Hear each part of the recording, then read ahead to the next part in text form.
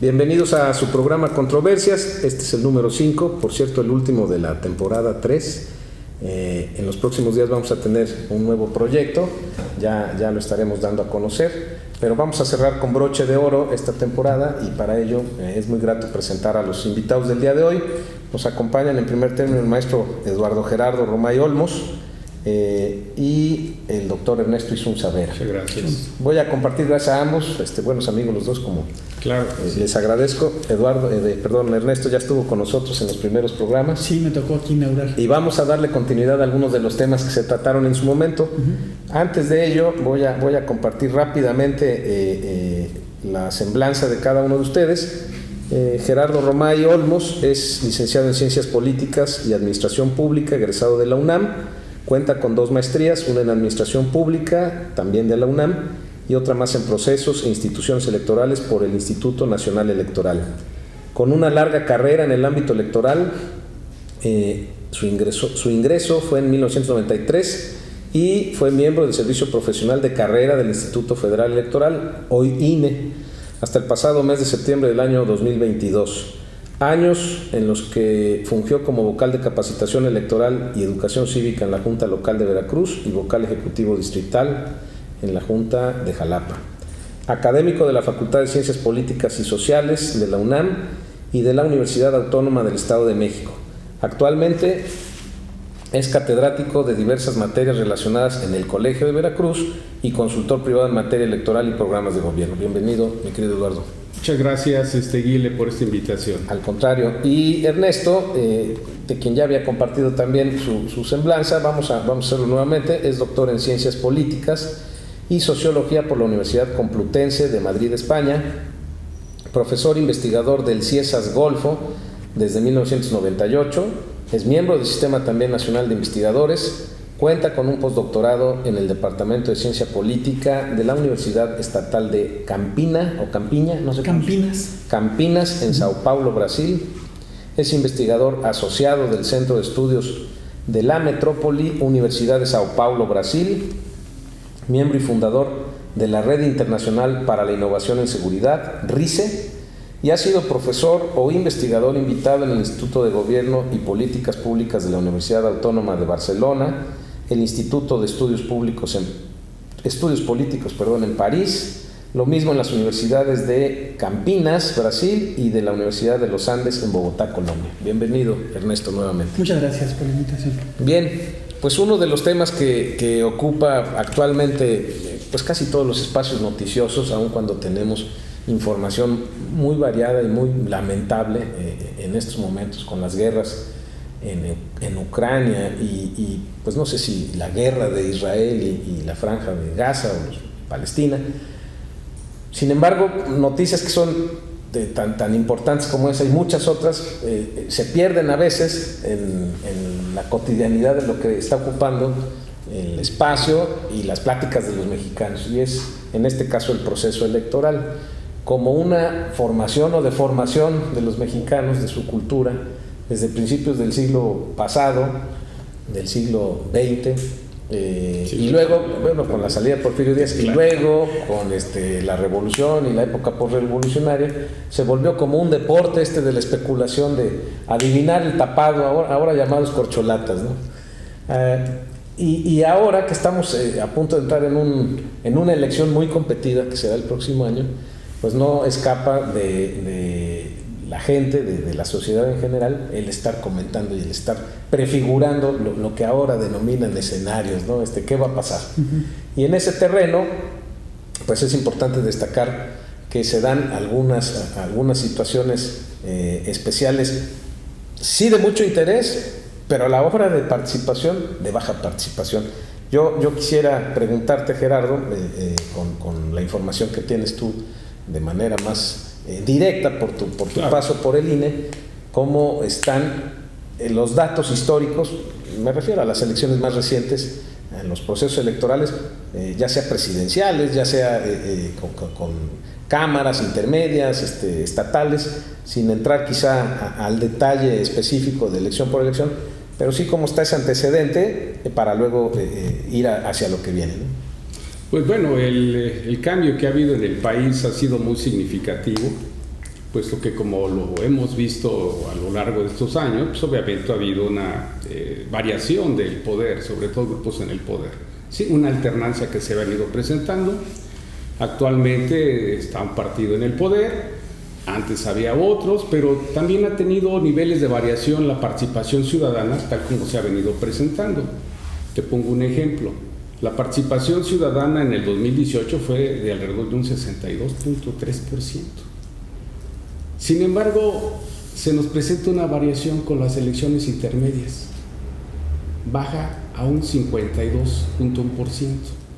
¿Sí? Y estamos hablando sobre todo de un listado nominal con cerca de 90 millones de ciudadanos. Actualmente creo que ya anda como en los 94 millones. 98 millones son los que van a estar presentes en las urnas en este año. Entonces, imagínate el universo de personas que participan en este tipo de cambios que son importantes, porque básicamente la participación ciudadana no es únicamente atender, ir a las casillas a votar, ¿no? Sino esto es construcción de todo un mosaico de representación en ámbitos como son los congresos federales y locales, tanto en la Cámara de Diputados como en la Cámara de Senadores, la Cámara de Diputados local.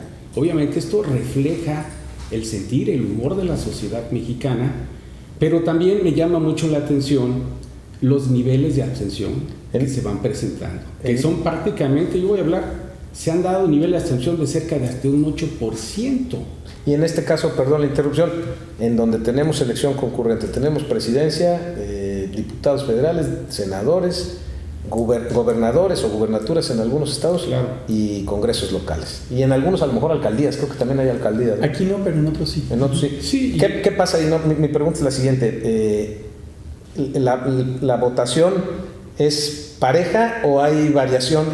¿Participan para unas y para otras no participan? Es prácticamente, la misma, Okay. Se empuja, ¿no? En el caso del 23-24 va a haber una elección concurrente nuevamente en el país. Sí. ¿Sí? Y esto significa que inclusive el número de ciudadanos que van a integrar una casilla sean mayores, son 9 funcionarios de casilla. ¿Cuántos van a ser ahora? Pues imagínate, es un presidente, 2 secretarios, 3 escrutados, 3 suplentes generales. ¿Y para cada una de las elecciones tiene que haber ese número de funcionarios? Pues sí, para cada una de las... Es una casilla única la que se instala, Sí, básicamente. con más funcionarios. Con más funcionarios de casilla. Pero entonces van, no sé, 5, 6, 7 funcionarios. Para cada elección estamos hablando de 35 personas o No, pues, 5 elecciones. Imagínate los representantes. Una casilla concurrente se integra por 9 funcionarios. Okay. Más le vas a sumar observadores electorales, más representantes de los partidos políticos nacionales, más representantes de los partidos políticos locales. Tan solo por espacio físico va a haber capacidad para eso. Pues hay un modelo que en este caso el INE ha venido instrumentando para este tipo de casilla única que se lleva a cabo desde el pasado proceso. Eso está muy trabajado. En esto creo que está ya muy trabajado por parte del Instituto Nacional Electoral en coordinación con los organismos público-electorales locales. Así es. Y ahí te preguntaba hace rato, con estos índices de participación hacia adelante, haciendo prospectiva, ¿cuál es la participación que se estima vaya a haber? Híjole, si tuviéramos una bola de cristal, pues podríamos hablar... ¿Ha sido ascendente? ¿Ha sido yo creo que descendente? se ha mantenido en un 60%, más o menos. O sea, la participación entre un 50 y tantos por ciento a un 60%. Obviamente hay entidades federativas que reflejan participaciones menores de un 50%. Un ejemplo de ellos son Baja California Sur, ¿no? Que reflejan Nayarit, Tabasco manejó el 49%, imagínate, ¿sí? ¿Quién iba a decir la tierra del presidente? ¿Por qué no vota la gente, Ernesto? Yo creo que no podemos generalizar. O la mitad de las... Antes del 2018, yo creo que sí hay cambios socioculturales muy potentes que tendríamos que identificar qué es lo que ha sucedido en las votaciones posteriores al 2018. Efectivamente son 60, o sea, estamos hablando un poco más allá de 50, 55 millones de personas que se calcula van a votar en 2024. Sí. Ahora, cuando tú tienes elecciones concurrentes normalmente y tienes una disputa, o sea, cuando no sabes quién va a ganar, pero también cuando tienes elecciones concurrentes sube la participación, ¿no? O sea, ¿cuándo baja? Y estás hablando de menos del 50% cuando son elecciones no concurrentes y cuando sabes que... ya está cantado el resultado. Para bien o para mal ya está cantado. Sí. Entonces, claro, la gente que sabe que va a ganar no va a votar y no se moviliza, y la gente que sabe que va a perder tampoco se moviliza. Es más o menos como el fenómeno que uno puede observar diferenciadamente con todos esos elementos que ya dijo Gerardo. No solamente es el histórico en cada lugar, sino también, por ejemplo, qué es lo que te estás jugando, ¿no? Eso lo tendríamos que tomar en cuenta en el caso de Veracruz. Hablamos en caso de Veracruz. Como nacional, incluso lo quisiera llevar luego a internacional. Perfecto, porque yo creo que realmente para identificar, desde mi perspectiva, cuáles son las explicaciones, en lugar de pensar en lo nacional y de ahí hacer generalizaciones en otros países, yo más bien lo veo por regiones y por localidades, sí, ¿no? Entonces hay una identificación en la cual, por ejemplo, si hay una movilización por un tipo de disputa, que en este caso en el 24 va a ser lo que está movilizando al votante del partido en el gobierno, y que es mantener, digamos, los niveles de movilización y ampliarlos para tener una mayoría suficiente, y si no es que una mayoría constitucional. Eso es lo que está en el imaginario del votante de Morena y aliados. Ese es el plan C, ¿no?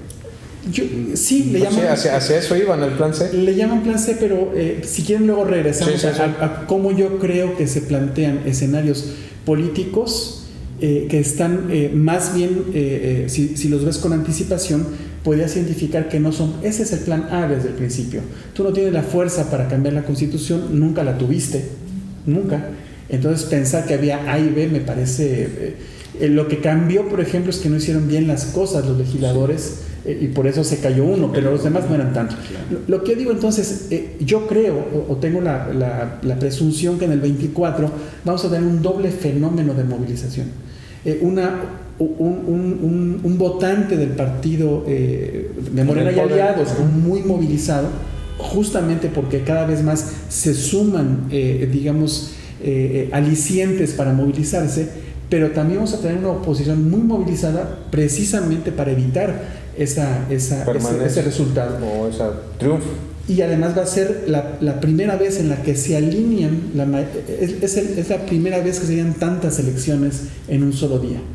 Yo creo que hay suficientes elementos para que el primer domingo de junio del 24 sea muy importante la participación en urnas. La movilización política va a ser muy importante, y también será la primera vez en la que yo creo, según las encuestas hasta el momento, bueno, no yo creo, sí, todas las encuestas hacen claridad respecto al Poder Ejecutivo Nacional, pero toda la demás configuración no, y ahí también la movilización y la readecuación de los pesos específicos dentro del bloque hegemónico y del bloque de la oposición también llaman a la movilización. Es decir, no hay un factor que uno encuentre en ese escenario que llame a bajar la movilización y por lo tanto a que tengamos un nivel bajo de participación. Yo creo que va a haber un nivel histórico de participación. Quizás superior a ese 60% que se ha venido dando. O al 70% cuando fue la votación de Ernesto Zedillo. Ese es el techo que yo creo que puede rebasarse, y justamente porque con Zedillo, en esa elección, recordemos que teníamos el voto del miedo, ¿no? Cuando fue lo del levantamiento de los zapatistas, el magnicidio de Colosio. Había suficientes elementos desde diferentes proyectos políticos que llamaban a la movilización, ¿no? Ahorita que comentas esto, Ernesto, me acuerdo que en el programa anterior en el que participaste, hacías un pronóstico muy reservado y tocaste varios puntos. Decías, todo permite hacer suponer, no tú, todo permite hacer suponer que, siendo el partido que tiene el mayor número de gubernaturas, ya 23 gubernaturas para ese programa que hicimos, para la percepción que se está generando entre el electorado de que probablemente haya ya un resultado anticipado, y ahora le agregaste un ingrediente adicional, el de las encuestas, que todas las encuestas manejan, por lo menos en el plano nacional, y puede variar en los planos de los estados, pero finalmente todo eso también yo creo que sí se ha ido modificando, que en la percepción hay también la indefinición, la incertidumbre por parte de muchos ciudadanos de si sí tiene asegurada la permanencia el grupo en el poder, o de si sí tiene posibilidades la oposición de llegar nuevamente al poder. Ha habido esa alternancia a lo largo de los últimos 20 años, ¿no? Por referir este siglo en particular. Y la otra, el instrumento de las famosas encuestas. La verdad es que hay encuestas que un día te ponen por las nubes y al otro día encuentras un resultado muy distinto, ¿no? Digo, para el público y para nosotros, hay unas cosas que se llaman encuestas que no son encuestas, ¿no? Y hay otras que son encuestas serias, y dentro de las encuestas serias hay una variación que tenemos que tomar en cuenta. Yo no le llamo encuesta a algo que no se hace en domicilio. Sí. O sea, todo lo que se hace por llamada, por robot, por internet, eso no es un instrumento, eso no es una encuesta, no tiene valor representativo ni seriedad. Sí. Si tú identificas las encuestas nacionales que tienen que tener cierta representatividad con menos de 1,000 hogares, no en calle, en domicilio, tampoco creo que es una encuesta seria. Y de las encuestas serias hay que identificar cuáles son los antecedentes de esas casas encuestadoras, porque hay varias que no son de confiar, como diferentes existen en el mercado. Y ahí sí yo creo que hay datos que se pueden utilizar con mayor precisión o con confianza. Y aún así, dependiendo de esa encuesta, de ese instrumento, pues puede modificarse y orientarse dependiendo de cómo se hagan las preguntas, quién manda a hacer la encuesta. Todo. Ese es el otro punto que creo que es muy importante poner sobre la mesa. Las encuestas dicen ciertas cosas en un momento y en un espacio determinados. Entonces, si tu espacio no está bien contado, no es estadísticamente sólida, eso no sirve. Si tú crees que lo que dijiste hoy te sirve para dentro de un año, tampoco te sirve, eso es muy obvio. Pero también, dependiendo de coyunturas o de eventos, si tú encuestas antes, durante o después, te va a dar diferentes resultados. Entonces, ¿para qué te sirve la encuesta? Para ciertas cosas y para otras no. Y una cosa interesante que ha cambiado la percepción en este país hasta hace 3 años, ni siquiera estaba en el escenario, más que en ciertos partidos, era el instrumento de la encuesta para definir candidaturas. Sí. Y eso es muy interesante porque ¿quién lo hace? Exacto, pues lo que lo hace justamente una fuerza política que surge, buena parte de su militancia, de una fuerza política que se destrozó al no tener un método válido y además legítimo para definir candidaturas más allá de los poderes fácticos internos. Eso me parece mucho más productivo para entender para qué sí te sirven y no las encuestas. Si tú tuvieras un partido consolidado de cuadros o de militantes y con reconocimiento de ciertas características que pudieras hacer una votación de abajo hacia arriba, no necesitarías encuestas. Pero los casos de los partidos que tenemos aquí, los mayoritarios o los de la oposición, no tienes una posibilidad de que no romperse. Si haciendo encuestas te rompes, sin embargo, sin embargo siguen siendo nada más instrumentos y siguen generando al interior de los propios grupos que las aplican y ahora en los procesos internos lo hemos visto, descontentos, desconfianzas, señalamientos y cualquier clase de críticas que ponen entredicho los propios resultados, ¿no? Yo creo que por eso mismo hay ciertas cosas que se pueden llamar encuestas y otras no. Lo que sucedió en el Frente no fue una encuesta. O sea, no puedes comparar el instrumento que tú ofreciste con el que pusiste enfrente. Y lo que tienes enfrente, que fue la del, digamos, Morena y Aliados, que fue la otra encuesta, me parece que puede haber muchas, y hay que hacer las críticas de cómo se hicieron, pero sí me parece que políticamente construyes un resultado que no es... Pero ese sí parece que ya estaba anticipado, por lo menos eso decía Marcelo Ebrard, ¿no? Sí, el instrumento puedes revisarlo y por eso te digo, el instrumento de las encuestas, espejos y supervisiones, ¿no? No tienes elementos lógicos para tirar ese instrumento. Yo no lo sé y no soy experto, pero fíjense que yo a lo mejor voy a contracorriente lo que está señalando aquí Ernesto. Sí. Fíjense que el problema en el Estado de México, sin duda se tuvo una mar de encuestas y se dio un resultado. Esa diferencia que había entre el primero y el segundo lugar se reduce a 6%. A menos de 2 dígitos. Sí, así 6, es. 7. En nuestro sistema que no es parlamentario, por eso insisto que depende para qué te sirve. Si nosotros estuviéramos en un sistema parlamentario, eso sería fundamental. Como lo que te estás jugando es por un voto en un sistema presidencialista, el que tengas un voto más, un voto menos, es mucho menos significativo al porcentaje entre el primero y el segundo. Si las instituciones y la legitimidad de ese voto es suficiente, el tener 0.5 o tener 10 no es tan importante, ¿no? Pero creo que el comentario va a los resultados, ¿no? Vaya, un listado nominal de 12 millones de ciudadanos. Participan 6 millones. 6 millones dejan de asistir a las urnas.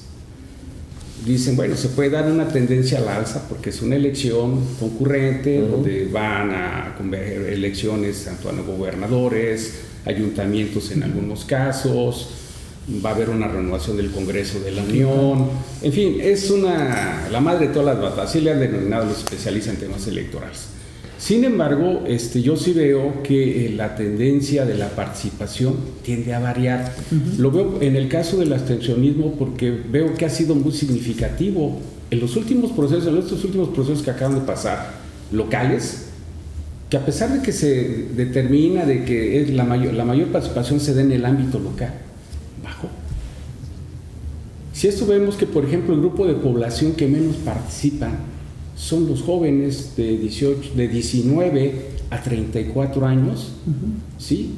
Lo vamos a ubicar en un 40%, y hay información de estudios muestrales del INE, e información también que ha elaborado el mismo Instituto Nacional Electoral.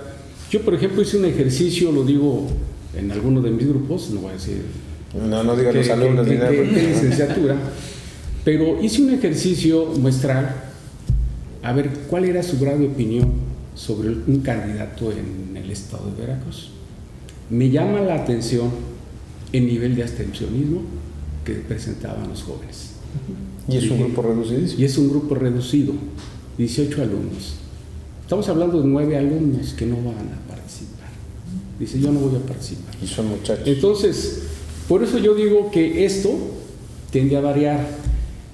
A algo se le está apostando al abstencionismo también porque los jóvenes como que no están enterada la juventud, y entonces esto también trae un reflejo de niveles de participación. Yo quiero entrar en este tipo de ejercicios. A mí me llama la atención estas participaciones porque inclusive ese estudio muestral del 21 que elabora el instituto, que lo presentan en el 23, estudio muestral, pues habla sobre los diversos porcentajes. Yo quiero entrar con mayor precisión a esto que estás comentando, pero quiero cerrar también la idea anterior sobre esta opinión que se puede tener en la sociedad de los resultados anticipados, y me parece, pues, solo como un comentario, una percepción personal que atendiendo esto que dice Gerardo del abstencionismo, pues también se pudiera estar considerando el interés de generar la idea de que el resultado ya está definido, sea por un punto, por 5, por 2, por mayoría simple, por un voto, que por cierto tenemos antecedentes también en el país de lo que eso significa en los conflictos postelectorales, pero que se estuviera generando y trabajando en esa ruta para desalentar la participación ciudadana y tener una votación más justa. Es una herramienta que se ha utilizado y que existe, pero por las condiciones de la disputa por el voto en el 24 no encuentro ninguna razón a quién le convendría de los dos grandes bloques la desmovilización. Normalmente, o bueno, así es históricamente, y si no, corríjanme, cuando hay mayor votación, casi siempre viene con un resultado adverso al partido que está en el poder. Sí, históricamente, ¿no? Históricamente cuando la aprobación del partido que está en el poder cae. Vamos a la elección del 2000, por ejemplo, sale el PRI y entra el PAN. Tenías una caída de la aprobación del gobierno. Okay. Pero cuando tú tienes una alta, es un fenómeno distinto. Una alta aprobación, como es el caso del presidente López Obrador, al revés, la movilización es para ratificar un voto, y además la candidatura de una persona que es cercana al que está haciendo el fenómeno de arrastre de popularidad. Por eso digo que no le conviene en este caso al bloque en el poder. Es por eso que pienso que en el 24, a reserva de lo que suceda de hoy, de octubre del 23 hasta junio, que tampoco falta tanto, pero lo que pasa en estos meses puede cambiar. Pero en principio, el día de hoy, si mañana fueran las elecciones, los elementos para llamar o para multiplicar el abstencionismo no existen en el escenario, porque ni para un proyecto ni para otro implica una ventaja. Bien, ¿no? bien. Ahora sí, volvemos al tema que estabas comentando, Gerardo, perdón, pero quería cerrar el anterior. Sí. Sobre los segmentos, hablabas del voto entre los jóvenes. ¿Cómo está identificada la participación en la población en general? Adultos, viejos, muchachos, mujeres, hombres. Por lo regular, el joven que obtiene por primera vez su credencial tiende a participar, un 70%. Que estamos hablando de ¿cuánto representa ese segmento de a ver, los si son 40 millones, no 40 millones más o menos en el país, pues imagínate. 40 millones en el segmento de jóvenes. Más o menos están en ese bloque de población. No todos están en la lista porque no todos se credencializan, ¿no? Ahora, también llama la atención el voto mexicano en el extranjero. Ayer escuchaba unas notas que estaban promoviendo por parte del Instituto Nacional Electoral. Y dice que del 1,5 millones que hay registrados en la lista nominal del voto mexicano al extranjero, el grupo de población que más participan son de los 18 a los 34 años. O sea, es significativo entonces el desaliento que hay entre los jóvenes para la participación ciudadana. Lo estamos hablando únicamente para asuntos electorales, ya me imagino para asuntos de toma de decisiones de sus comunidades, ¿no? Esa participación se tiene que dar. Digo, a mí me llama la atención, regresando al ejemplo que puse de mi salón de clase, que también es significativo porque, bueno, ese es un bloque de jóvenes que bien o mal es una muestra muy pequeñita. Pero a los jóvenes que les dije, ¿por qué esa persona, por qué vas a votar por esa persona? Pues porque es la que ya está designada. Dije, se me hace, no estás analizando tu voto por lo que veo, es que ya está definido quién va a ser. O sea, eso también llama la atención. ¿Cómo está participando la población? Habrá que entender qué elemento lo están motivando a participar. ¿Y qué elemento lo está motivando a no participar? ¿No? Dentro de este segmento de población, resulta que los que más participan se empieza a despegar de los 45 años a los 60, casi 69 años. Empieza a despegar.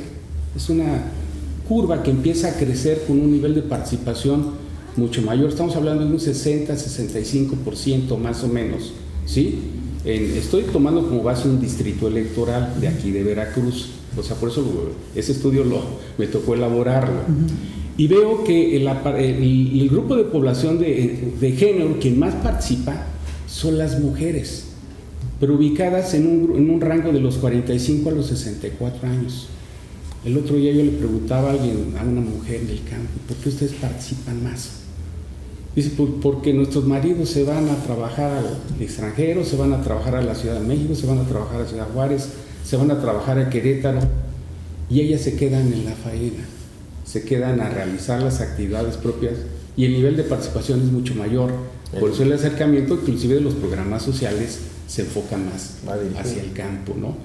Y eso, pues, a mí sí me llama la atención de ver cómo la mujer tiene una presencia importante. ¿Y ahorita? Sobre todo porque el padrón, el listado nominal en Veracruz, cerca del 54%, 53 y fracción son mujeres, el resto son varones. Y de esos hay muchos que están fuera. Así es. Y si vemos el rango de población de quienes están participando más, quienes participan menos, entonces todo está enfocando a las mujeres en ese rango. Y en el campo. Y ahora hay 2 mujeres candidatas a la presidencia de la República, ¿no? Hasta ahorita, quién sabe si Movimiento Ciudadano mande un tercera, a ver qué pasa. Oye, a ver, ya ahorita comentaron cómo se van identificando los grupos con mayor participación dentro de la participación que se tiene histórica aquí. ¿Qué pasa con los que no votan? ¿Por qué ese desencanto? ¿Por qué ese desinterés o falta de interés, particularmente de los muchachos, pero también de la población? Y no sé si como algo exclusivo de nuestro país. Yo quiero pensar que no sé cómo ande la participación en otros países, particularmente en Latinoamérica. ¿Y por qué se da este fenómeno? Ernesto, tú que has estado en algunos países de Latinoamérica, en Brasil, en Colombia, algunos otros seguramente, Chile, ¿por qué se da este fenómeno en donde surgen candidaturas con posiciones pues de extrema, ¿no? Traigo nada más como ejemplo las más recientes, que todavía no se define Argentina, pero pues donde gana En las primarias. Una posición de esas características. Hace unos días en Ecuador también un muchacho que no esperaba, que ni él sabía que iba a ganar o no confiaba en que fuera a ganar, y de repente desplaza o deja de lado a un grupo que había estado en el poder por muchos años, el correísmo, y la oferta política que manejan no encanta otra vez a los electores y pierden esa oportunidad. Entonces son dos preguntas. La primera es, ¿por qué la gente no vota? Si es nada más exclusivo de México o si es de otros países, y por qué está pasando ese fenómeno de irse con candidaturas que son extremas. Dos cosas para situar la respuesta. Primero, es muy difícil comparar países que tienen voto obligatorio y no voto no obligatorio. En el caso nuestro no es obligatorio. En el caso, por ejemplo, de los grandes ejemplos que son obligatorios, ¿no? Y que además tienes a toda la población, digamos, a través de una identificación que no es la electoral, sino el Documento Nacional de Identidad, los números no son comparables, ¿no? Entonces, por ejemplo, Brasil, Argentina, Colombia, Chile, Ecuador, no puedes comparar porque hay, ¿no? Son diferentes condiciones las que hay con México. México tiene esta disfunción brutal que implica que tu identificación más utilizada no es un documento de identidad, no es universal, por lo tanto, ¿no? Es para ciudadanos de entrada. Primero de ciudadanos no es universal, no todo el mundo tiene que estar, o sea, la gente va porque quiere una identificación, no porque quiera votar. Sí. Y además es un voto no obligatorio. Entonces, un 60% en México no es igual que un 60% en Brasil. ¿Me explico? No es lo mismo cuando tú tienes una larga tradición de documento nacional de identidad, de participación electoral y de voto obligatorio como en Uruguay. Y ahí vota un porcentaje mayor. Muchísimo más alto, 80, claro, porque además si tú no votas 80%. Y no justificas, te multan. Ya. Y no es de que no quiero ir, no vas, y no te justificas, hay una multa, hay un problema con tus derechos civiles, políticos, electorales. ¿Eso valiera la pena aplicarlo en nuestro país? Pues mira, a pesar de que el artículo 35 constitucional lo establece como un derecho y obligación, no hay una sanción, o sea, vaya. Pero yendo a lo que en contra de que fuera obligatorio. Inclusive el artículo 3 constitucional también habla sobre los cargos que tienen carácter gratuito, lo que haga el ciudadano. Honorífico. Entonces, pues, de hecho, al ciudadano que asista a integrar una mesa activa de casillas se le otorga pues un apoyo, no es un pago. Nada más a veces la gente lo entiende como un pago, es una dieta que se le da por el hecho de prestar la casilla. ¿Por qué no participas? Obviamente hay diferentes y muy variadas formas y en cada país es diferente también. Por eso digo, una primera idea es que no podemos comparar los datos mexicanos con los de otros países que tienen otras características, primero. Y segundo, lo que tú tienes en un corte temporal en los propios países es también tan diferente como para decir una respuesta blanco o negro. Por ejemplo, lo más parecido a lo que está sucediendo en Argentina es este desencanto, no con la política, porque sino con el grupo en el poder, con un grupo que ha sido, en este caso, con dos partidos, con el justicialismo o el peronismo y con los otros grupos que han estado gobernando previamente, con una situación económica desastrosa, terrible, que no hay ningún proyecto político que sostenga una elección con esos resultados económicos, ninguno en el mundo. Sí. Y lo que tú tuviste, por ejemplo, enfrente, yo no lo compararía con Ecuador, que es más complicado. Pero fue la elección más reciente, ¿no? Pero con Brasil sí. O sea, Lula. ¿Cómo llegó Bolsonaro? Es lo más parecido a lo que está pasando con Milei. Es decir, en Argentina lo que tú tienes es un desencanto, un desencanto con las grandes ofertas políticas, y tienes una situación económica de crisis, y tienes además una campaña de medios en los cuales ocultas o presentas a voluntad, ¿no? O sea, Milei es un outsider, no como tampoco Bolsonaro, que llevaba décadas siendo político. Estabas diciendo ahorita, no metes a Ecuador, y sin querer se da un fenómeno similar. En Brasil está el socialismo, gana Bolsonaro y ahora regresa Lula. Y en Ecuador están los correístas, gana un partido de derecha, y ya no regresan los correístas y vuelve a ganar un extremo, un outsider. No es comparable en el sentido de que hay mucho más en contra, en el caso del Ecuador, rechazo al correísmo, por decirlo rápido, que un consenso por la salida, porque quien gana el nuevo presidente de Ecuador no es un outsider ni tampoco es un populista de extrema derecha como sí lo es Milei y Bolsonaro, que rompen la cultura de los partidos legítimos. No, incluso él no quedó en el primer lugar en la primera vuelta. No. Segunda, y lo que hace es que toda la oposición al correísmo vota por Noboa. Gracias. En cambio, con Milei y con Bolsonaro encuentras lo contrario. Tú tienes un Estado, poderes fácticos y los partidos tradicionales, como pasó lamentablemente con la socialdemocracia brasileña, ¿no? Incluso el propio expresidente Fernando Henrique Cardoso, que se hace cómplice de la extrema derecha, ¿no? Al no tener capacidad de enfrentar el proyecto hegemónico del Partido de los Trabajadores, que tampoco es ninguna extrema izquierda, ¿no? Es un centro izquierda. Se fue claro, yendo más hacia el centro. Sí. Lo mismo está sucediendo en Argentina. Tú tienes una extrema derecha con un tipo rompedor en el discurso, pero completamente que repite, por ejemplo, políticas económicas de la dictadura, que repite con las mismas redes de complicidad que el anterior gobierno que endeudó a ese país y que es muy responsable de lo que está sucediendo ahora. Enfrente tienes un candidato del peronismo que es actual, que es el responsable de la política económica, una política económica que te rompe la vida al conjunto de la población y que no va a ser así. Claro. ¿Cómo comparas eso con México? Va a sonar muy desagradable, pero justamente yo lo compararía por una situación de espejo. Lo que tú tienes en este momento es un proyecto que no es porque lo diga yo, ni porque lo digan las encuestas, lo dicen los resultados electorales. Tienes un fenómeno no visto en el contexto latinoamericano de un proyecto político que no solamente gana una elección presidencial y mantiene sus niveles de popularidad a pesar de crisis económicas tan brutales como fue el COVID, o sea, no hay nada en referencia. Lo mantiene, recupera los niveles de popularidad, pero en paralelo, ¿no? Como lo discutimos hace varios programas, hay una locomotora electoral que a nivel de base cambia las condiciones del juego, que no es lo que pasó ni en Brasil ni en Argentina. Ni el justicialismo ni el PT tuvo eso en paralelo. Lo que tuvo fue unas figuras que lograban hacer contrapeso al centro derecha, y ahora no siempre se puede contra la extrema derecha. Se pudo con Bolsonaro la segunda vez, no la primera. No sé qué va a pasar en Argentina, pero en el caso mexicano, por eso digo que es una cuestión de espejo. ¿Cómo confrontas a esa locomotora que viene a toda velocidad? No veo cómo, porque además no tienes ni un proyecto que tenga económicamente crisis, ni un proyecto político que se resquebraje, y tampoco una falta de apoyos a nivel local, regional.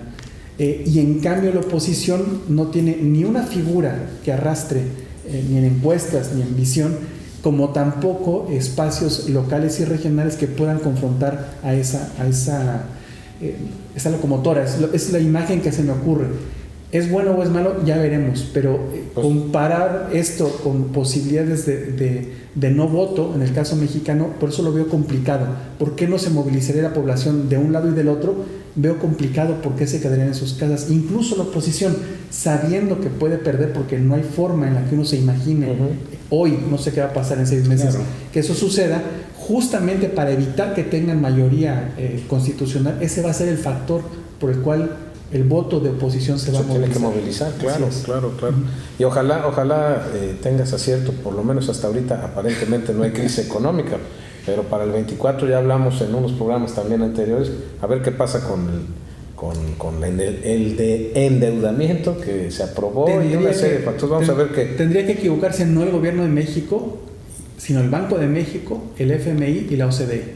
Veo muy complicado, no digo que sea imposible, pero veo muy complicado por los indicadores macroeconómicos que el 24 hasta junio, no sé después, hasta junio. Ojalá. Para cuestión electoral no veo cómo de aquí. No, para cuestión electoral no, ya disociándolo del tema electoral, ojalá y no pase algo más lamentable ahí. Regresamos a temas domésticos. No sé si quieres comentar algo. No, sobre todo, bueno, pues como quien dice, el fin de la historia llegó en México. Yo no creo que haya esas posibilidades. Yo más bien creo que tiene que haber una conformación de equilibrios que son importantes. No creo que en este caso el partido en el poder vaya a tener esa... Sí en efecto es difícil que pueda ganar la oposición, muy complicado, porque se requiere figuras, tan solo hablamos de un buen coordinador de campaña en lado de la oposición, que no la veo por ningún lado. Tampoco vemos a nivel estatal las conformaciones de grupos de oposición reales, tan solo aquí en Veracruz creo que pues, no se ve por ningún lado que pueda parar esto. Y en los nidos de oposición, desafortunadamente para esta lógica del contrapeso, ni en Yucatán va a haber una gran votación opositora por lo que se ve, ni en Guanajuato, o sea, en los espacios o en Querétaro no va a ser esa diferencia abismal que había. ¿Opositora, ¿no?, dentro de los gobiernos estatales o te refieres al proceso nacional? A los dos. Allá está está el PAN. Está el PAN. Ajá, entonces la oposición sería Morena en el ámbito local. Exactamente. Los datos que voy, tanto encuestas como con los expertos locales, por eso digo que es muy importante local para ver hacia dónde vas. No hay un fortalecimiento del papel hegemónico del PAN en Yucatán. Todos los datos que yo conozco por personas que son expertas allá en Yucatán es buena parte del PRI se salió del PRI. Varios panistas están más cercanos al proyecto morenista. Hay por primera vez hay candidatos morenistas que algo van a jalar, porque ahí no jalaba nada a la izquierda. ¿Qué es lo que pasó, por ejemplo, con Occidente? ¿Cuándo se pensó que Sonora, Sinaloa, Baja California iba a estar de lo que previamente hubiera sido la izquierda o el centro izquierda? Nunca. Lo que está sucediendo ahí, los números que se cierran, no digo que vaya a ganar, no sé, estamos muy lejos para eso, pero que pueda suceder en espacios como Guanajuato, como Querétaro, no se avisoran, contrapesos fuertes locales. No existen, desde mi punto de vista, por lo que yo voy conociendo, que sea eso una marea en contra a esto que estamos comentando los datos. Y siendo realistas, el gran estado, el único que yo creo que puede ser discordante con esta polarización entre Frente Amplio por México y Morena y aliados, sería Jalisco. Y habría que ver qué es lo que va a pasar ahí. A ver qué pasa ahí con Alfaro, ¿no? Bueno, sin embargo, creo que el gran problema que tiene el partido en el poder es el partido en el poder. Al haber una amplia disputa al interior de los grupos políticos, eso también puede tener como consecuencias fragmentación. ¿Qué la hay? De hecho, pues eso se da en el caso de la Ciudad de México. Vemos por un lado la posición de Clara Brugada, está el asunto de Omar Harfuch, que está muy cuestionado por parte de los normistas puros. Ya empezaron a ceder ahí, ya mandaron algunas señales, Paco Ignacio Taibo y el Fisgón. Pero bueno, Veracruz también no se puede ser parte, o sea, creo que también aquí se han dado hasta con la cubeta, ¿no? Entonces yo por eso digo que inclusive seguramente va a haber muchos problemas para que puedan obtener la presidencia de la República, pero sí lograr mayores equilibrios en el Congreso Nacional, en la Cámara de Diputados y en la Cámara de Senadores. Creo que se tienen que dar hay condiciones totalmente como para que esto también pueda pasar y que las fuerzas locales puedan incidir necesariamente en la conformación de esta representatividad. Yo creo, me quedo con lo que dijo Ernesto, en el tema de las encuestas van siendo fotografías del momento, son instrumentos para el momento, pero faltan algunos meses. Y aún cuando se prefigurara que ahorita todo va en una ruta, todavía hay tiempo y puede haber algunas variaciones. Yo quisiera, antes de concluir el programa, porque ya me están haciendo señas, dos temas que me parecen fundamentales también, respecto a el INE y a una serie de lineamientos que ha estado manejando de manera reciente de las llamadas afirmativas, las candidaturas que ya van por grupos. Ya en el caso del Congreso, de la Cámara de Diputados, determinó que fueran con una integración de la siguiente manera: pueblos originarios con 30 lugares, afrodescendientes con 20 lugares, migrantes 20 lugares, comunidad LGTB con 20 lugares, pobreza extrema con 20 lugares, discapacitados con 20 lugares, sin demeritar el avance que significa eso en la agenda social, en la agenda política, en toda la lucha que esos grupos han venido realizando a lo largo de muchos años. A veces, desde fuera, a algunos nos parece que se van haciendo candidaturas artificiales, y que no solo eso, sino que se va rebasando también, incluso por parte, en este caso del INE, y donde hay coincidencia de los partidos políticos, que se están excediendo en su actuar, y están entonces metiendo no necesariamente a las personas, o están proponiendo que por ese simple hecho de condición, por esa segmentación, vayan personas que a lo mejor no son las más idóneas y las más preparadas. Incluso hay la posibilidad de que ya no sea una persona que reúne esas características, sino agrupaciones que representen a esos grupos, ¿no? Entonces, eso me parece un poquito forzado y distorsionado, Gerardo. ¿Qué opinión te merece? Pues creo que no es tan forzado ni distorsionado. Finalmente refleja las nuevas realidades en este país. Y obviamente pues el INE ha venido sobre todo adecuando lineamientos.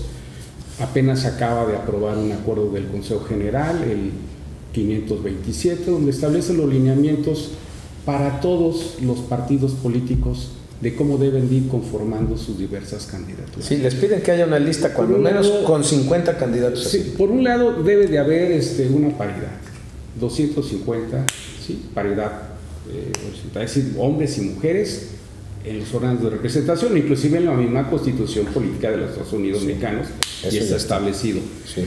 Pero también ha habido medidas afirmativas con el TAM, con lo que se busca dar la voz a grupos que han sido marginados literalmente en la vida nacional.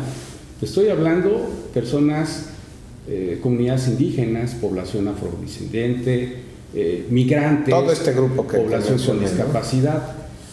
¿Cuánto se está reservando para cada uno, para estos grupos de población? Se habla de 50 lugares. Sí, por partido. Sí, por partido político. Estamos hablando de que la vez son 130 escaños, digo, si es que ganan, ¿no? 130 representaciones en la Cámara.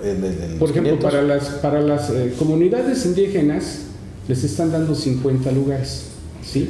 Comunidades indígenas. 20 lugares se los están dando a población afrodescendiente. Sí. Inclusive también se está incorporando la figura de diputado migrante. Para el caso de la Ciudad de México y para el caso de Oaxaca, ¿sí? Pero ya se están dando las opciones para estas reglas, para que los partidos políticos puedan tener que sujetarse a esos lineamientos. Entiendo la preocupación de que los partidos políticos señalan que no pueden estar interviniendo en su vida interna, como pasó ahorita con la propuesta que una comisión de prerrogativas y partidos políticos por parte del Instituto Nacional Electoral llevó a cabo una reunión de trabajo donde dicen van a ser 5 mujeres, 4 varones. Ese era el último tema. Sí. Pero esto pues creo que pues lo único que se debe garantizar lo maneja la Constitución es la equidad, la igualdad, o sea, la paridad de género dentro de la conformación. Que ya está establecida, como lo marcaste. Que ya está establecido, ¿no? En la Constitución. Ahorita lo que está pero para cargos legislativos, no para el Ejecutivo. Lo que se está haciendo es incorporar a estos grupos de población en situación vulnerable, que hay que darles voz en el Congreso Nacional, porque también se habla de 9 senadurías en las cuales tienen que estar conformadas con estos grupos. Sí, entonces, todo el juego y un conocimiento de este acuerdo del 527 del Consejo General que se acaba de aprobar en el mes abril, marzo, no recuerdo, pero en este acuerdo se maneja prácticamente todo, y es algo que los partidos políticos ya tienen que estarlo revisando a detalle para poderlo interpretar y llevarlo a la práctica. El último tema era ese, precisamente, del acuerdo más reciente del INE respecto de que hubiera una conformación también, ya no solo de equidad o de paridad, y que ahora la propuesta es que vayan para el caso de las gubernaturas. En la presidencia ya tenemos 2 candidatas de las coaliciones que hasta ahora han estado ya de manera abierta y torciendo de alguna forma la ley también, la ley electoral, pero para las gubernaturas ahora tienen ese criterio, ¿no? Pero es violatorio, es a lo que voy. Finalmente no son facultades del INE, y eso es lo que están señalando partidos y algunos analistas. No sé qué opinión te merezca esto en particular. A mí me parece que no. Yo soy de la idea que cualquier tipo de avance para el reconocimiento de derechos, ¿no?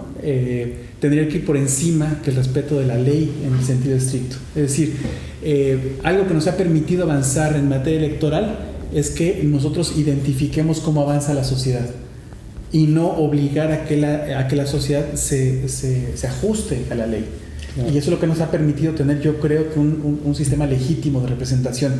Y creo que por eso México es muy reconocido y no tenemos perspectiva de ello aquí dentro. Y que somos de los pocos países, no de América Latina, del mundo, que tenemos ese porcentaje de paridad entre mujeres y hombres. No sé qué va a pasar a partir de lo que se está haciendo, pero yo no tendría miedo a ello. Para eso están los juicios de protección de derechos electorales, para eso está el tribunal, para eso está hay elementos suficientes para no tener miedo. Como cuando nos conocimos en el IFE con Gerardo hace muchos años, hace 23 años, decíamos, no tengamos miedo, tomemos decisiones fundamentadas y convencidas y vámonos a defenderlas y que el sistema electoral haga lo que tenga que hacer. No creo que sea negativo si el principio es identificar que poderes ejecutivos tengan mayor presencia de mujeres. No, está bien, y no solo lo comparto, simplemente una no es miedo y dos, evidentemente no es mi parte, yo lo pongo en la mesa. Sí.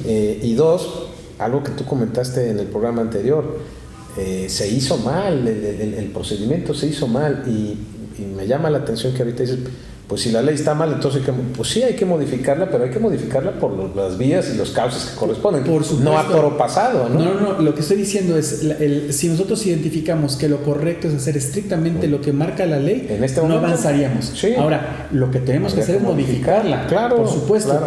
Y me refiero también para el término de las pre-campañas, las campañas, las primarias. También. Pero hay tantas cosas que, como también dijimos en aquella ocasión, si lo pones en la mesa e identifica lo que es la reforma político-electoral que se puso en la mesa y se aprobó, hay muchas cosas que no estábamos discutiendo. Claro, sin Entonces, duda. Es importante identificar cuáles de ellas efectivamente, no para agarrarlo como arma arrojadiza, de que tú lo estás haciendo peor que yo, no. ¿Sí? ¿Qué es lo que ha cambiado para modificar la Constitución y las leyes secundarias y los reglamentos para que entonces se ajuste a la sociedad con reglas iguales para todos? Es lo que tenemos que reconocer. Sí, necesariamente pues hay que, tomando como base la reforma en el 2011, donde se modifica todo el entramado en temas de derechos humanos. Y que hay que hacerlo, ¿no? La cuestión es darle progresividad a los derechos humanos. Sin duda. Así es. Para rematar, ¿por qué participar en esta próxima elección? Porque es importante sumarse a la transformación que se requiere en este país. Porque es importante motivar también a nuestras y nuestros vecinos. Porque es importante también sumar a nuestros familiares. Creo que el hecho de la participación en sí es algo valioso, fundamental. Es no nada más un valor, sino es un medio y es un derecho y una obligación. Una obligación. ¿Por qué votar en esta elección? Para tener las autoridades o los representantes más legítimos posible. Si el peso de la legitimidad a partir de las elecciones es el porcentaje de votos, yo creo que es mucho mejor tener dos personas que nos representan con el 99 o 100% de quienes podemos opinar opinando, decidiendo, y no que sea por el voto de 20 o de 30%.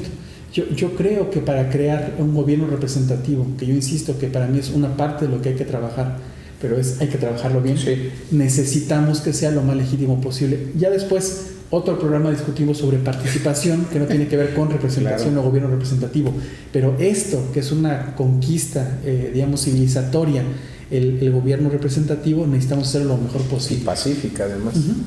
Pues bien, ahí coincidimos todos. Finalmente, nada más para cerrar, hacer una invitación nuevamente, un exhorto a la población a que quienes tienen su credencial de elector vencida o con alguna complicación acudan a los módulos. ¿Cuántos están en esa situación, Gerardo? En el estado de Veracruz. En el estado de Veracruz son arriba de 260,000 más o menos. Es una cifra que traigo de hace un mes. Ya no trabajo en el Instituto Nacional Electoral, pero sin embargo se baja información, son 5 millones en todo el país y se requiere una actualización. Pues entonces, una invitación. Estamos en el tiempo necesario, puesto que la campaña analítica empezó en septiembre y concluye. Todavía hay la opción de llevar a cabo modificaciones en el mes de diciembre. ¿Sí? ¿Diciembre? ¿Hasta enero o diciembre? Diciembre. Es que inicia el año electoral. Pero obviamente se tiene que ampliar y hay se habla que hasta febrero pueden hacer. Bueno. Estamos muy a tiempo porque, digamos, el año electoral realmente tendría que empezar a fin de año. ¿no? En junio son las elecciones, pero cuidado, recuerden que claro, si no hacen sus trámites a tiempo, sí, no hay posibilidades de tener tu credencial. Y no reducirlo a ello, pero en efecto lo mejor es votar. Y después nadie se puede llamar a sorprendido de los gobiernos que tenemos si no participamos en ello, ¿no? Al contrario. Pues muchísimas gracias a los dos nuevamente. Gracias. Y ya lo hemos hecho en ocasiones anteriores. Hacemos el compromiso de un próximo programa, ya no en controversias, o quizá en controversia en una próxima etapa, pero va a haber un nuevo proyecto que en breve daremos a conocer. Muchas gracias. Bienvenidos a los dos y a usted por la preferencia que nos tiene. Muchísimas gracias. Nos vemos la próxima semana.